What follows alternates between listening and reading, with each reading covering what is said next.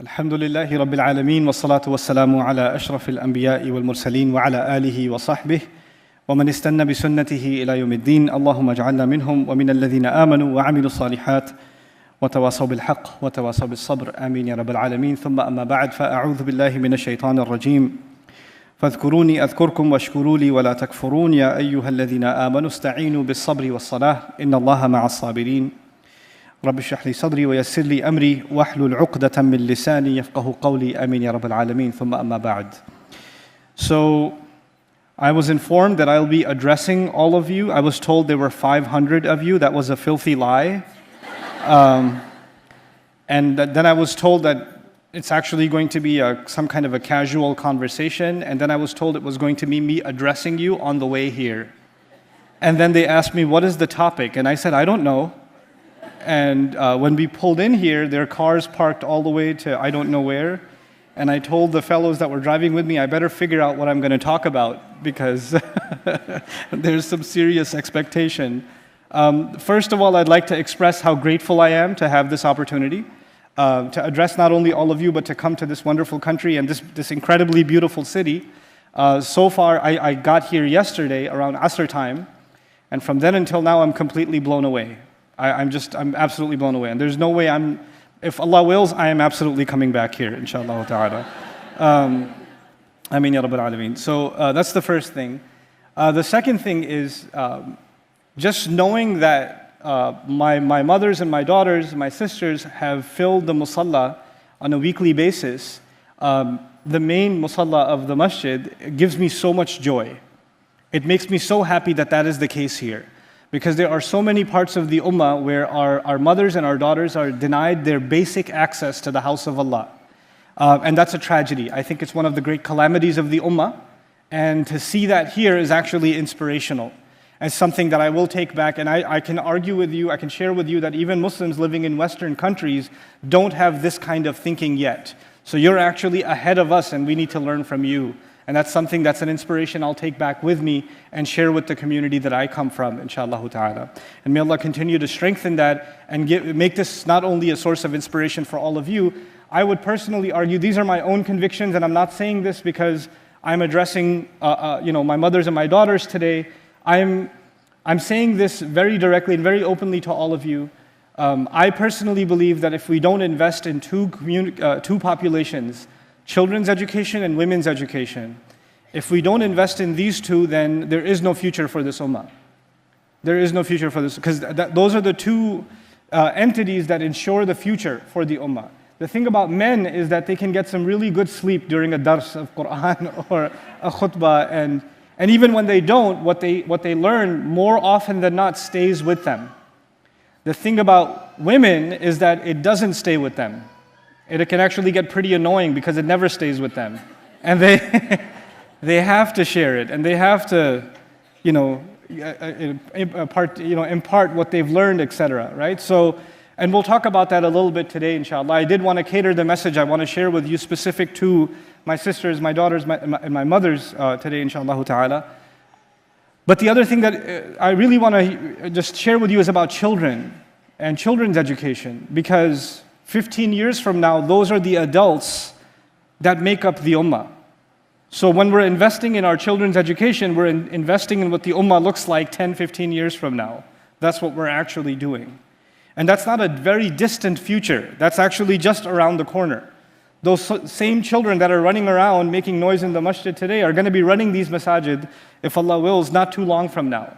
And the people that are right now funding and supporting all of our institutions, helping us build and maintain the masajid and the madaris, those people are going to be gone or retired or not in a position to support. And that new generation of people is going to be there, and they're going to determine what is it that we should be investing in?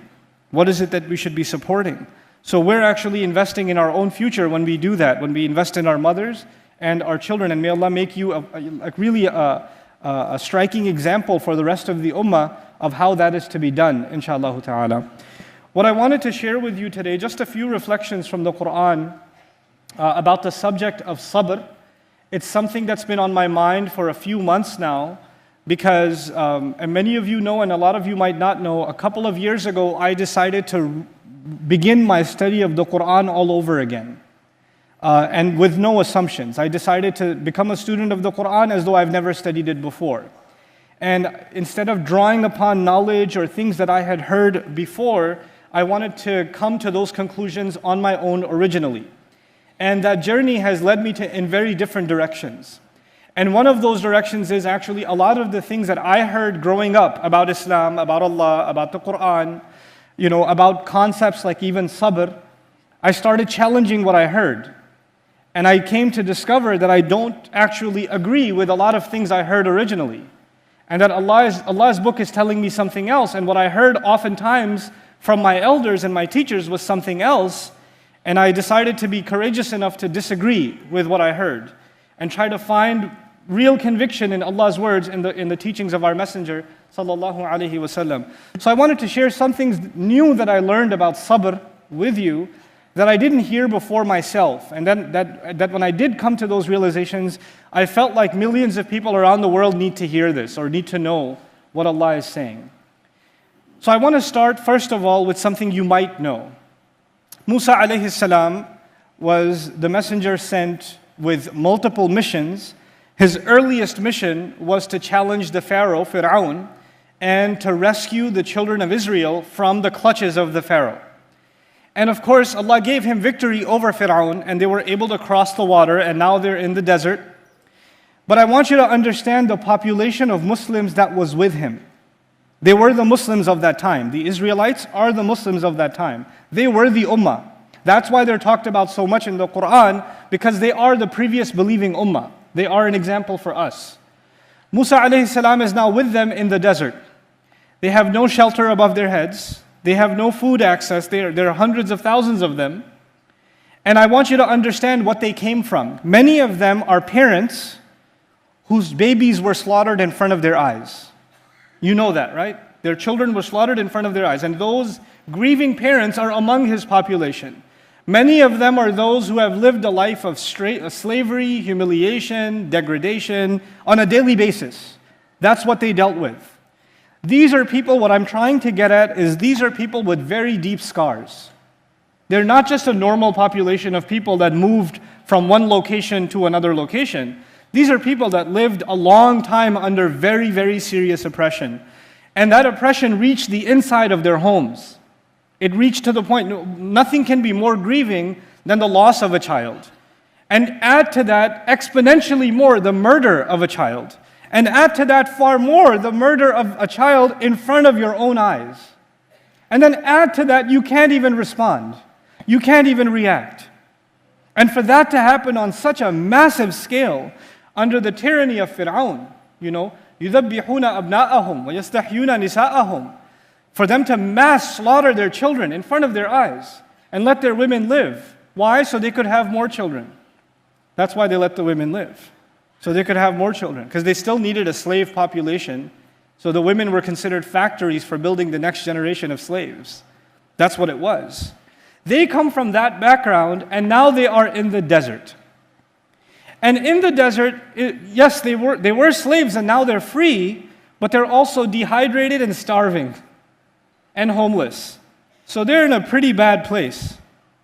But interestingly enough, this is not the first time Musa has escaped Egypt.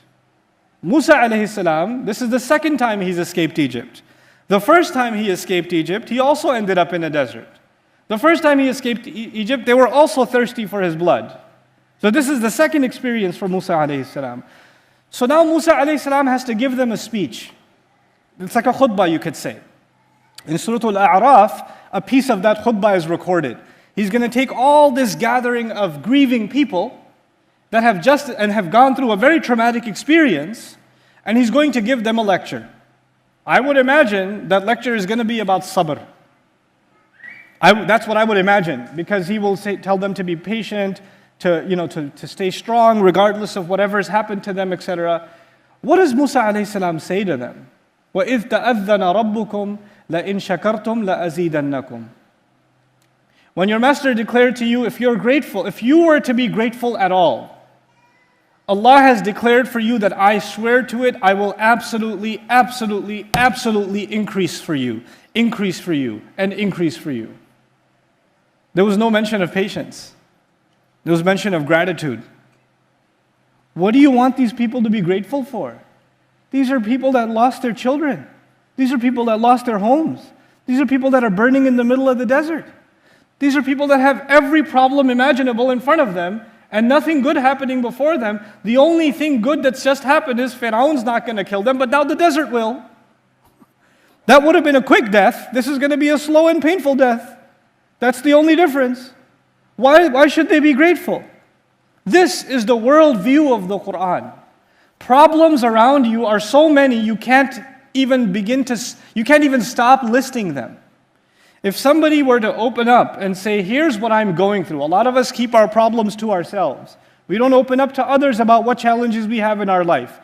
Every single one of us has a number of trials in our life, not one. And many of them keep us awake at night. Many of them have to do with our family. Many of them have to do with our personal selves. Many of them have to do with career or job or money or there's so many problems. And you're surrounded by them. And there's no hope around you. You're in the desert. You're in the middle of a desert. And Allah says, I'd like to help you with your problem. I'd like to pull you out of this problem and give you more and more and more and more. Okay, yeah, I would love to get some help. Here's what I want you to do. I want you to be what?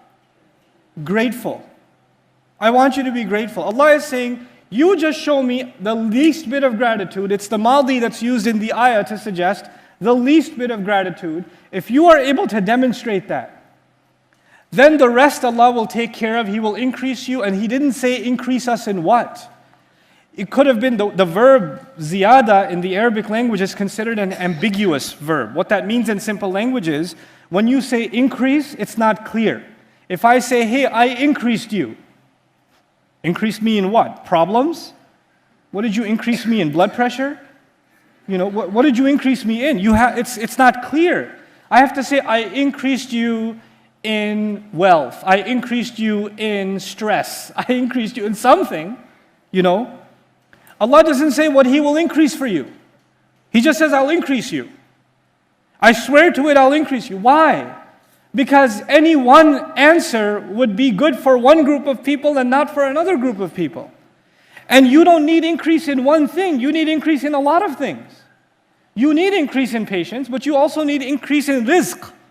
You need increase in safety and security. You need increase in peace and tranquility. You need increase in lots of things. So by not mentioning what He will increase us in, He actually promised us all kinds of increase. As though what He will enhance for us is beyond words. You know, so لَأَزِيدَنَّكُمْ, I'll absolutely enhance for you. So the first thing I want to share with you is that the Qur'an's own remedy for affliction, for difficulty, when we are in a very bad place in life, then you have to really go through the empty shelves in your mind and find the things that you must be grateful for and hold on to them and remind yourselves of them. And when you can remember them, then Allah will start taking care of the other things that are overwhelming you. This is actually a formula of the Qur'an. And you know, people sometimes, when you're going through a difficulty, people come and tell you, I know this was bad, I know the operation is difficult, I know that this one passed away, but you know, alhamdulillah, be grateful. And at that time you say, excuse me? Easy for you to say. You're not going through it. You see what I'm saying? Because they're not going through the pain you're going through. So you feel like they're talking to you like they expect you to turn into an angel and you're not entitled to your emotions. And it backfires. It actually makes you upset. I don't want to hear a lecture about be grateful, please. Leave that to some, you know. But when you meet someone who's gone through the same kind of pain, when you meet someone who's also suffered loss, and then you find that they're telling you to be grateful, it's something else, isn't it? That's a different kind of message. It's not coming from someone who's just quoting something insensitively. They've actually lived through it, and then they're saying it. And so Musa alayhi salam has lived through this experience. So he's not just giving them this in theory. He's been exiled before. He's been persecuted before. He's seen death in the middle of a desert before. He's had a broken back to the point where he says, Rabbi inni lima anzalta ilayya min khairin faqir. Before, he's been there before. And from that place he says, if you can just be grateful, then Allah will increase. لَأَزِيدَنَّكُمْ. Allah Azza wa Jal will say about this nation that was supposed to become non-existent in the pages of history, the Israelites. They were supposed to just die in that desert and nobody will even know they ever existed. And Allah says, وَلَقَدْ اخْتَرْنَاهُمْ عَلَىٰ عِلْمٍ عَلَى الْعَالَمِينَ. We chose these people over all other nations of the world. Allah gave them an empire that was bigger than the Pharaoh himself.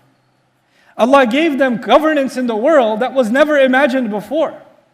Allah gave them prophet after prophet after prophet who had miracles that are beyond description. And actually the most mentioned prophets in the Quran are the Israelite prophets. Allah increased them in this dunya and in the akhirah. In so many ways, in so many opportunities. Of course, they didn't take advantage of those opportunities. That's a separate story. But let's come back to ourselves. Allah Azza wa Jal has given us a message of sabr also. And this talk wasn't about gratitude, it was about patience. It was supposed to be about sabr. But the first foundation of it that I wanted to lay for myself and for all of you is if you cannot, and if I cannot find in myself reasons to be grateful, patience is impossible. It's impossible. There is no way you will have patience in your life if you don't have what first? Gratitude. If you don't have gratitude, patience is out of the question. I hope that much is clear. Now let's talk about patience itself. I won't give you a lecture on patience. I'll only tell you some things that I learned that are new about patience, like I was sharing with you before. When somebody passes away, and the mother or the child or the spouse is crying, and they're overwhelmed, and they're not eating, and they're not talking, and they're by themselves, and no matter how much you try to cheer them up, they're still in tears. And no matter how much you try to take them out or change their, maybe get their mind off of what's happened, or something, and they just can't let it go. And they find themselves crying over and over and over again, then it's a natural tendency for a lot of us to go to those people and say, really you should have sabr. Why don't you have sabr? And I'll tell you, this is a very common thing that we do in the ummah. When people are experiencing a traumatic situation, it's easy for us to, and when they react and when they have emotions, we tend to say to them, I wish you had more what? Sabr. Like this is the advice we give to each other. And I find a lot of times that advice is actually not based on Allah's book. First of all, instead of giving them a lecture on sabr, Allah highlighted what? Shukr, gratitude. That's first. Second of all, what I'd like to highlight to you is the case study of Yaqub alayhi salam. Yaqub alayhi salam lost his child for a very long time. And losing a child, at least the child died and there was a janazah for the child. There's closure. The case is closed. At least the child is in the hands of Allah. The child is in a better place. There's something that gives you comfort. In the case of Yaqub alayhi salam, does he know that the child has died? He has no idea what's happened with this child. He doesn't know if he's alive, if he's hungry, if he's scared, if he's in pain, if he's injured, if he's bleeding, if he's being oppressed, if he's being hurt by somebody. He doesn't know anything. That can drive any sane person insane, to not know what's going on with your child. That kind of pain is indescribable. It's indescribable. And of course, his first reaction when he heard the news that he won't be seeing his child again was فَصَبْرٌ جَمِيلٌ. The only beauty left now in my life is patience. That's all I can do. Because the beautiful child is gone. So the only beauty left now is patience. But you notice years go by, and what do his sons say about him? Tallahi tafta'u tadhkuru Yusuf. We swear to God, are you going to keep remembering Yusuf? Are you going to keep missing him like we just lost him yesterday?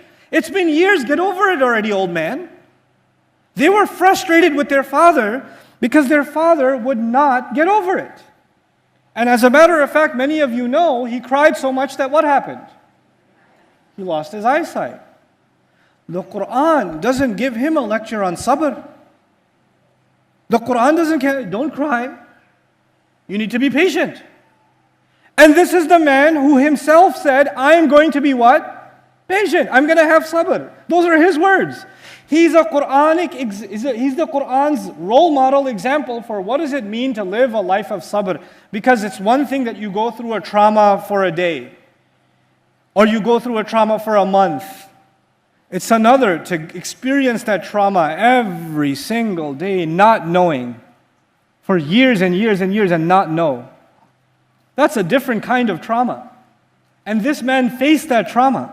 And he cried and he lost his eyesight. And yet the Quran is saying this was a man of sabr.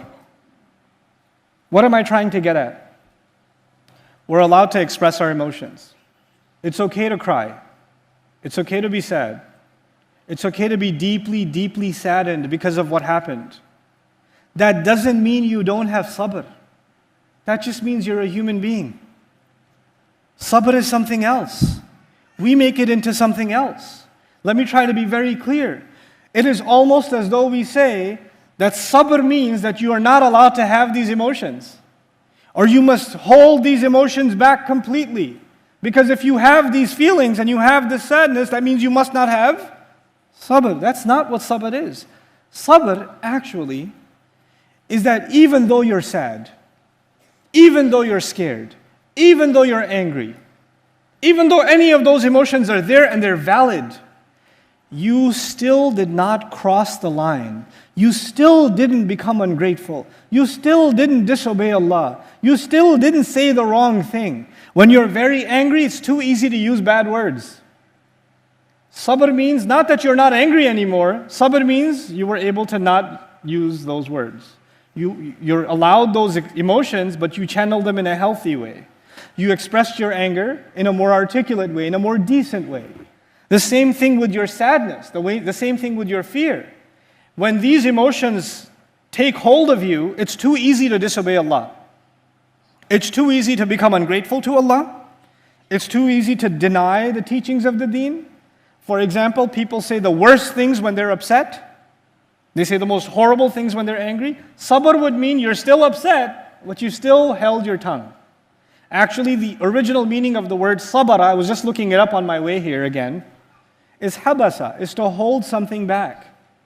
It's to control something. And Quran is teaching us sabr is control, but it's not control over your emotions. It's control over the actions. That the emotions are valid, the actions are which we have to control. And crying, being sad, being upset is not one of them. Now, why do I feel so compelled to share this with you? Because I consider it a form of oppression, that we take people that have lashed out, people that have become upset, people that have become sad, and we make them feel like now not only are they emotionally out of place, they've got a spiritual problem too. They don't have a spiritual problem. Don't accuse them of having a lack of iman or a lack of sabr. They don't have a lack of sabr. And so I gave you one example of sadness. I'd like to give you one quick example of anger. This is actually my favorite example. I'll be talking about it tomorrow night at length. Aisha radiallahu ta'ala anha was accused of wrongdoing. One of the worst humiliating scandals a Muslim woman can ever go through, our mother went through. Right? No woman here can imagine those kinds of horrible things being said about her. Not to mention, an entire city of people are talking about it. Not to mention that. And at the end of it all, I'll give you the riddle, but I won't give you the answer today. At the end of it all, Rasulullah sallallahu alaihi wasallam came and sat next to her and said, if you're guilty, admit it and Allah will forgive, basically. And if you're innocent, Allah will prove you're innocent. She had been crying for almost 3 consecutive days by then. Rasulullah came and sat next to her, and it's been a month that the Prophet didn't even sit next to her. This was after a month, the first time Rasulullah sat next to her. وَلَمْ يَجْلِسْ عِنْدِي مُنْذُ قِيلَ مَا قِيلَ. Since the word had begun, he had not sat next to me, she says. When he sat next to her, he said, if you're guilty and if you're innocent. 2 options. If you're innocent, Allah will prove you're innocent. If you're guilty, admit it and Allah will forgive. She had been crying for how long? What did I say? So what emotion is that? Sadness. But she says, the moment he said it, قَلَصَ دَمْعِي, my tears dried up. حَتَّى لَا أُحِسُّ مِنْهُ قَطْرَةً. I couldn't feel a single drop. The tears are gone. What did you say? What do you mean if? My own husband telling me if I'm innocent? If I'm guilty? What are you trying to say? That sadness turned into what? Anger. Anger at who? And her mother and her father were sitting next to her. And she told her dad, answer him. He said, I don't know what to say. She told her mom, Ajibi, answer him. She says, Allah, Wallahi, la adri ma aqul li Rasulillah sallallahu alaihi wasallam. I don't know, I swear to God, I don't know what to say. And then she's even more mad. She was already mad at Rasulullah sallallahu alaihi wasallam. Now who's she angry at? Her parents. Now Quran will tell us, if you raise your voice to the Messenger of Allah, لا ترفعوا أصواتكم فوق صوت النبي. Don't raise your voice to the voice of the Messenger sallallahu alaihi wasallam. Because if you do, what happens? أن تحبط أعمالكم وأنتم لا تشعرون. All your good deeds are taken away. All your good deeds are taken away if you simply what? Raise your voice to Rasulullah sallallahu alaihi wasallam. Quran also tells us لا تقل لهما أف ولا تنهرهما وقل لهما قولا كريما. Don't talk to your parents. Don't even let them see a sign of frustration on your forehead. And whenever you speak to them, don't scold them and speak to them in a dignified fashion. So there are three people in front of her. Her mother, her father, and the Messenger of Allah. And the three people, Quran says, you better watch how you speak in front of them. Those three people are in front of her. And she's experiencing what emotion? Anger. Ho, ho, ho, ho, ho. When you read this part of the hadith in Bukhari, when I first read it, I said, what? No way. No way. I gotta read that again. She yelled at all three of them. And she says, she quoted the Quran to the Prophet. And she says, I didn't even know much Quran, but I said, you people remind me of the story of Yusuf. And I'll have to say to you what the father of Yusuf said. Sabrun Jamil. I have to have beautiful patience. She's angry. She's scolding three people, which three you know now. And she says, this is my what? This is my patience. And by the way, she compared what they're saying. And she basically said, you people believe this filthy lie against me. You won't even believe what I say. None of this is true. She's speaking out of anger. They don't believe it. But she says, you people believe it. You people accuse me. You people don't trust me. That's how she spoke to them. And she quoted this. By the way, when she says, you remind me of what the father of Yusuf had to say, who is she comparing them to? Did you think about that? If she's going to say Sabrun Jamil, they're being compared with the brothers of Yusuf who came forward with a lie. This is what she did. No ayah of the Quran came down, watch your mouth. You better take back what you just said. You don't quote Quran like that to the Messenger of Allah. He received the Quran. You don't Quran lecture him. You don't talk to your parents that way.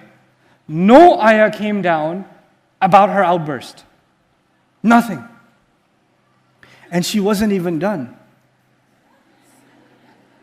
When she gave that speech, she turned her back and lied down as if to say, I'm done talking to you. Wow, mom. Well, she's our mother, so. What are we learning from this? The question is, if this happened in your home, a daughter in the house got accused of something or the other, humiliating accusation, and she had an outburst, and her husband will say, you need to watch it. You can't speak to your parents that way or my parents that way. You shouldn't speak to your husband this way. You need to have sabr. What kind of Islam do you follow? Astaghfirullah. You raise your voice like, wouldn't you get that lecture? The first one to get that lecture should have been who? Our mother. And when the ayat did come, the ayat did not come to give a case against her. The 10 ayat came to defend her. 10 ayat came to defend her. Radiyallahu ta'ala anha. It's okay when a woman's dignity is questioned, when a woman's chastity is questioned, and she can't take it and she has an outburst. That doesn't mean she doesn't have sabr. That means she's as normal as Aisha radiallahu anha. Our religion does not expect us to become angels. It acknowledges that Allah made us human beings. Our emotions, we're entitled to them. This, by the way, what I just shared with you, please do not use this at home to turn into the Incredible Hulk in your family and say, Nouman Ali Khan gave this speech and now I'm gonna... But I do speak on behalf of people that are emotionally and psychologically oppressed in their homes, and then they are told when they have emotions that they have a spiritual problem. They do not have a spiritual problem. Our religion does not teach that. That is not sabr. That is a false definition of sabr that has made its way into our conversations and has created a lot of oppression, in my opinion. It's just created a lot of oppression. And so every chance I get, I try to revitalize and share this message again, because it is something I feel that we need. It's okay for you to be sad. It's okay for you to be angry for legitimate reasons. It's okay for you to even have an outburst. You're not going to go to hell because you raised your voice. You're not. Relax. Don't be so hard on yourself. People around you are very quick to send you to hell. They're very quick to send you to hell. Allah will ask you about this. You have done da-da-da-da-da. Wow, really? Because the revelation came to you to let you know how her interrogation is going to go. Don't pass judgment on people, and don't be a harsh judge on yourself. Allah Azza wa Jal is merciful. And you know, the last thing I'll share with you about our mother Aisha radiallahu anha on this, and I'm done, I'm absolutely done, is she shared this story many years later. She could have skipped this part. She could have not told us that she did that, right? Because it's embarrassing. She raised her voice to her parents. She raised her voice to the Prophet of Allah. She quoted the whole thing, word by word by word by word by word. And when she quoted it, I was expecting her to say, and I feel really bad about that. I regret that I did that. She didn't. She said no such thing. Umar radiallahu anhu one time raised his voice to the Prophet ﷺ at Hudaybiyah. That happened. Did he regret it later? Oh yeah. I mean, he literally said, somebody tell my mother her son is doomed. Her son is as good as dead. I mean, he was devastated. Our mother Aisha radiallahu anha is not devastated. Why not? And she has a very clear understanding of this deen. And she honors our messenger alayhi salatu wassalam, but she understands she did not cross a single line. She didn't do something wrong. As a matter of fact, to the contrary, she says, وَلَا شَأْنِي فِي نَفْسِي كَانَ أَحْقَرْ مِنْ أَنْ يَتَكَلَّمَ اللَّهُ فِيَّ بِأَمْرٍ يُتْلَى وَفِي أَمْرٍ يُتْلَى. She says, I used to think I wasn't worth Quran coming down for me. But it did, which means I am worth it, basically, is what she's saying. That's how she spoke. She wasn't hard on herself. Don't be hard on yourself. Be like your mother Aisha. Stop beating yourself up. Stop condemning yourself. Stop living a life of guilt, constant guilt. Allah forgives. Make istighfar if you've made a mistake, and move on with your life. Don't let that guilt overshadow everything you do. It will ruin not just you, it will ruin the people around you. You're not going to be able to have normal relationships if you live in that kind of guilt. You know, you won't just be sorrowed yourself, you'll become a source of sorrow for people around you. Don't do that. Become a person of gratitude. Allah has given us in this life, Allah has given us a chance to make up for our mistakes.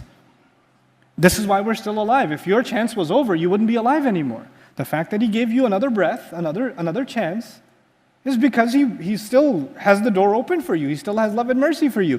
If He considered your case closed, then we'd be doing your janazah right now. That's just the fact of it. May Allah Azza wa Jal help us really internalize the inspiring, beautiful message of His book, and not become more judgmental than Allah's book itself towards one another. May Allah keep us from being oppressive to one another, especially within the context of our families. Jazakumullahu khairan, every one of you. I'm so grateful that I had this opportunity. I don't know how long I'm going to stick around. I think they have a schedule for me, but it's so awesome to see all of you. I wish I had time to engage as many of you in conversation as possible. I will promise you one thing though. I have my khutbah. This is the masjid I have khutbah in, right? Is this the masjid I have khutbah in tomorrow? Here? Okay, so here I have a certain policy for khutb. I give the khutbah, And then right after the khutbah, I usually go outside and I give a chance to our mothers and our daughters to ask whatever questions they want. Because I feel even though this is an exceptional community, I feel across the ummah, our mothers, daughters, and sisters don't have as much of an opportunity to engage with the du'at, the scholars, etc., as the men do. So I'd like to give them priority first, inshallah ta'ala. So that's what even if we don't get a chance to speak today, I will make it a point to stay outside as long as I can tomorrow, inshallah, to do that. Barakallahu li wa lakum. Assalamu alaikum wa rahmatullahi wa barakatuh.